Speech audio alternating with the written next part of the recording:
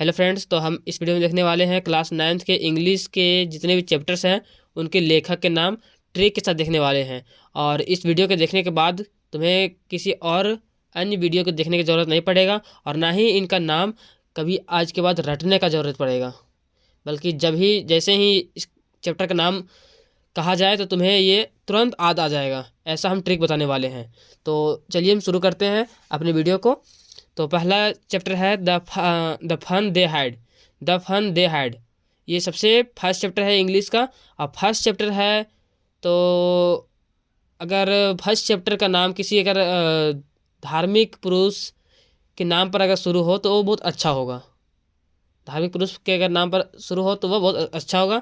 तो इसी तरह से यहाँ नाम है इसाक असीमो।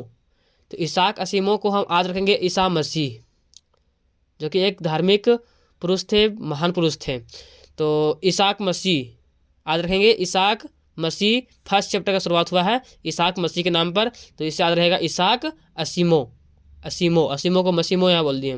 तो इसाक मसीह, तो ईसा मसीह को याद रखेंगे Isaac Asimov. The fun they had first chapter का नाम शुरू हुआ एक धार्मिक पुरुष के नाम पर, इसाक मसीमो। सेकेंड चैप्टर है the sound of music. Sound of music दो गो है, एक तो है बिस्मिल्लाह खान के बारे में। तो बिस्मिल्लाह खान के बारे में आपको याद होगा कि सेकेंड वाला जो है वो बिस्मिल्लाह खान का लिखा हुआ है, ऑटोग्राफ है। और फर्स्ट वाला जो है ये इवलिन गलेनी का है। फर्स्ट वाला चैप्टर है इवलिन गलेनी का लिखा हुआ है, जो कि बहुत ही एक प्यारी और अच्छी गर्ल है, जो कि शिष्टाचारी गर्ल है, जो कि क्या करती है, सीधी साधी गर्ल है, जो कि प्रिजन और हॉस्पिटल में फ्री ऑफ कॉस्ट में ये क्या करती है, म्यूजिक सुनाती है और लोगों को इंटरटेन करती है। तो ये बहुत ही अच्छी गर्ल है। तो इसका लेखक का नाम क्या है देख लेते हैं। राइटर का नाम देबोरा कॉले। देबोरा कॉले। कॉले से हम आ रखेंगे कॉ, COW, कॉ। कॉ का मतलब क्या होता है, गाय। तो जिस तरह से यहाँ इवलिन गलेनी जो है एक कॉ मतलब एक गाय की जैसा सीधी साधी लड़की थी। इसे नहीं दिखता था, लेकिन फिर भी इसे ये तो डेफ थी। डेफ मतलब इसको सुनाई नहीं देता था, लेकिन फिर भी ये अपने साउंड को क्या करती थी, फील करती थी अपनी बॉडी से। और ऐसा करने पर भी, इतना मेहनत से सीखने के बाद भी इतना सीधी साधी थी कि ये प्रिजन, हॉस्पिटल आदि जगहों पर फ्री ऑफ कॉस्ट में म्यूजिक सुनाती थी, इंटरटेन करती थी। तो इससे याद रखेगा कॉ मतलब सीधी साधी गर्ल, और कौन सा, तो sound of music first Evelyn Glennie सीधी साधी गाय की जैसा सीधी साधी थी। अगला चैप्टर आते हैं the little girl. The little girl. अब लिटिल गर्ल को कैसे याद रखेंगे, इसका है कैथरीना मैन्सफील्ड। Katharina Mansfield. तो याद रखेंगे जो लिटिल गर्ल थी ये एक कैटरीना कैफ थी। कैटरीना कैफ क्या है, गर्ल है। उस तरह से याद रखेंगे जो लिटिल गर्ल थी एक कैटरीना कैफ जैसी थी। कैटरीना कैफ जैसी हेयर स्टाइल था, कैटरीना कैफ जैसा इसका पूरा स्टाइल था, चलने बोलने का ढंग जो था ये कैटरीना कैफ जैसी थी। तो कैटरीना मैन्सफील्ड, कैटरीना कैफ से याद रखेंगे लिटिल गर्ल। लिटिल गर्ल कैसी दिखती थी, तो कैटरीना कैफ जैसी दिखती थी। तो याद रहेगा कैटरीना मैन्सफील्ड। अगला चैप्टर चलते हैं the snake and the mirror. Snake and the mirror, इसके लेखक कौन है, तो Vaikom Mohammad Basheer. The snake and mirror के लेखक कौन है, राइटर कौन है, तो वैकम मोहम्मद बशीर। इसको कैसे याद रखेंगे, इसका ट्रिक, तो इसे हम ऐसे याद रख सकते हैं कि बशीर मतलब यहाँ याद रख सकते हैं बांस। जो बांस का जो पेड़ होता है, बांस का जो झुंड होता है, उसमें क्या था, एक स्नेक था। क्या था, एक स्नेक था। उसे हम मिरर दिखा रहे थे, दर्पण दिखा रहे थे, और उसको निकाल रहे थे वहाँ से। कहाँ से, बशीर। बशीर मतलब बांस की जगह पर उसका आश्रय था। बशीर, बशीर पास मतलब बांस पर उसका आश्रय था। आश्रय मतलब रह रहा था। तो बशीर से याद रखेंगे कि बांस में सांप था, उसको हम मिरर दिखा रहे थे। अगला चैप्टर है द चाइल्डहुड। चाइल्डहुड कौन लिखे हैं, तो APJ अब्दुल कलाम। तो अगर आप कहानी पढ़े होंगे, इसका पोएम पढ़े होंगे, तो आपको याद होगा कि जो चाइल्डहुड जो है ये इसमें अब्दुल कलाम के बारे में बताया गया है। तो इसका कोई ऐसा बनता नहीं है, लेकिन याद रहेगा कहानी अगर आपने पढ़ा है तो इसका राइटर का नाम भी याद रहेगा। ऑटोग्राफ है ये किसका, APJ अब्दुल कलाम का। अगला है rich for the top. Rich for the top मतलब टॉप पर पहुंचने के लिए। रिच मतलब पहुंचने के लिए, फॉर द टॉप, टॉप पर पहुंचने के लिए। तो इसके लेखक है संतोष यादव। पहला जो पार्ट है इसका लेखक है संतोष यादव। कैसे याद रखेंगे? जब हम टॉप पर पहुंचते हैं तो हमें संतुष्टि मिलती है कि हाँ आप कोई हमारे कंपटीशन में नहीं है, हम सबसे ऊपर हैं, संतोष यादव। और दूसरा कहानी जो है, ये जो एक रशिया की गर्ल थी जिसका नाम था मारिया शारापोवा, इसका कहानी है।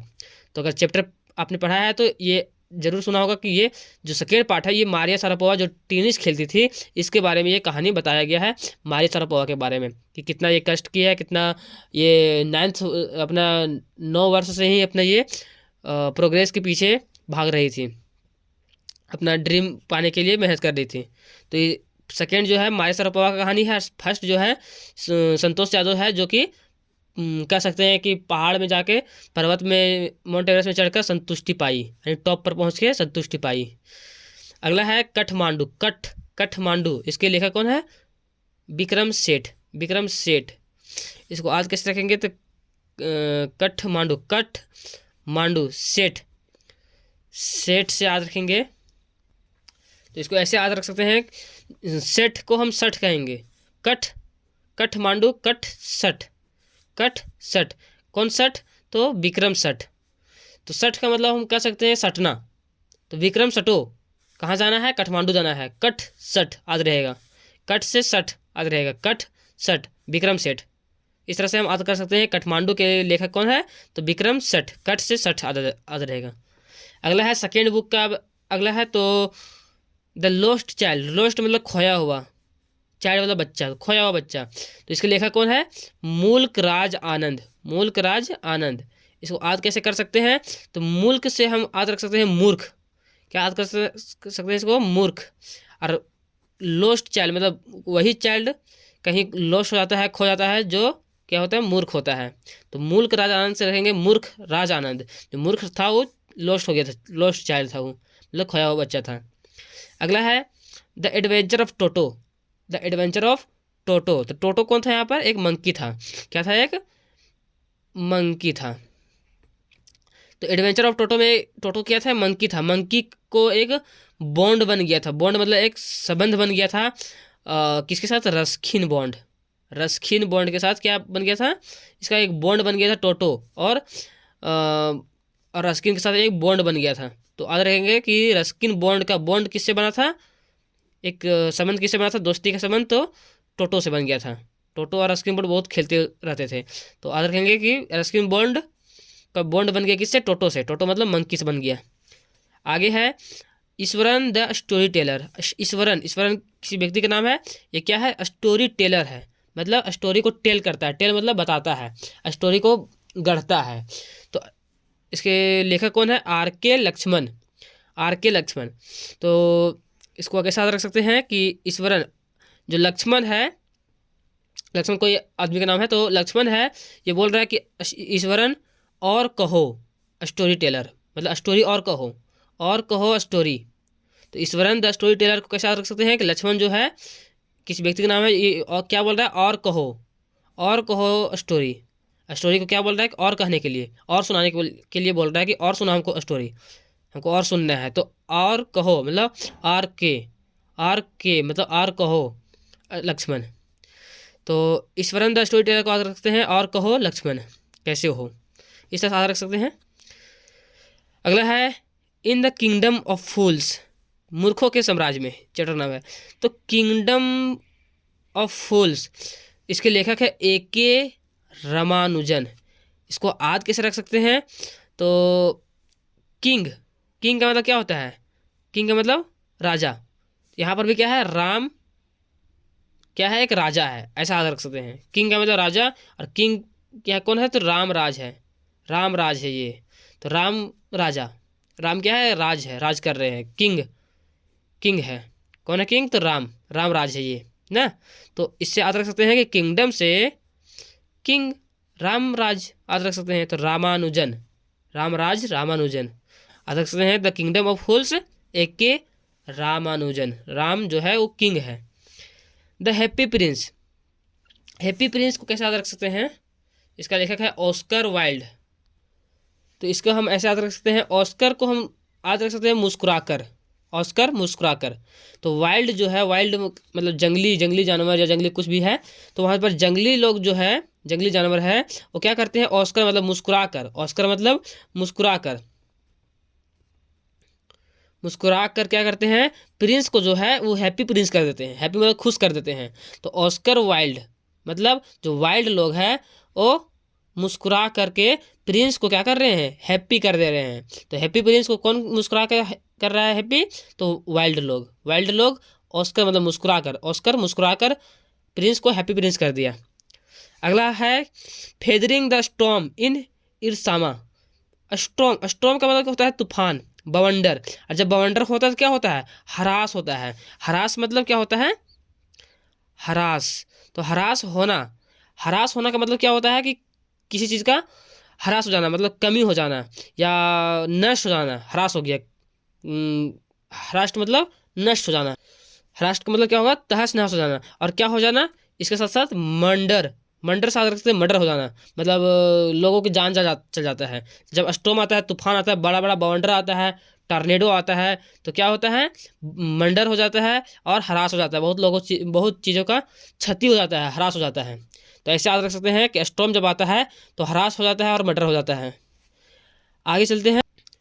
अगला है a horse is not a home, a horse is not a home. इसके लेखक कौन है, जॉन गाउडिसो, गाडिसो। तो इसको कैसे याद रख सकते हैं, तो इसको याद रखने का एक ट्रिक बताते हैं कि कोई एक लड़का है, इसको जब बोला गया कि तुम्हारा जो हॉर्स है वो हॉर्स नहीं रहा, तुम्हारा जो हॉर्स है वो होम नहीं रहा, मतलब तुम्हारा जो घर था वो ख़त्म हो गया, बर्बाद हो गया।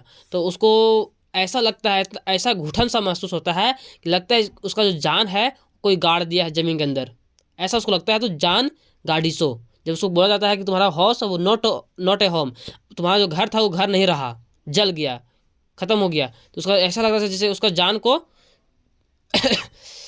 उसका जान को क्या कर दिया गया है, तो गाड़ दिया गया है। तो गाओ डिसो आज रहेगा इस तरह से।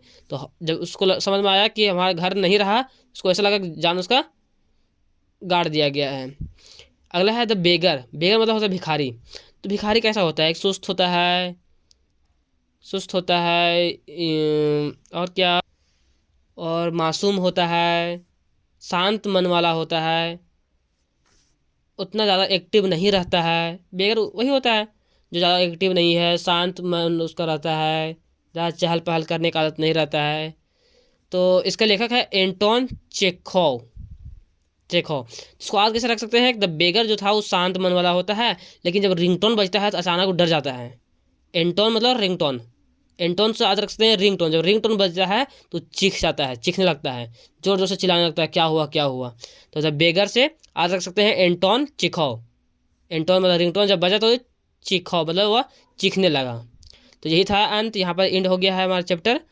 और कमेंट में ज़रूर बताइए कैसा लगा वीडियो, और अगर वीडियो पसंद आया है तो लाइक सब्सक्राइब और कमेंट जरूर कीजिए, और अपने दोस्त के साथ पास भी शेयर कीजिए ताकि वो भी इस वीडियो से लाभ ले सके। और हाँ, इसमें ये पोएम का जो राइटर का नाम है, पोएट का नाम है, वो हम नेक्स्ट वीडियो में डाल देंगे। तो इसका लिंक जो है हम डिस्क्रिप्शन में डाल देंगे, या फिर वहाँ यूट्यूब में जाके सर्च करना होगा क्लास 9 पोएम का, क्लास 9 इंग्लिश पोएम का पोएट नेम मजिस्टिक ज्ञान, तो वहाँ आ जाएगा, या फिर हम डिस्क्रिप्शन में इसका लिंक हम दे देंगे।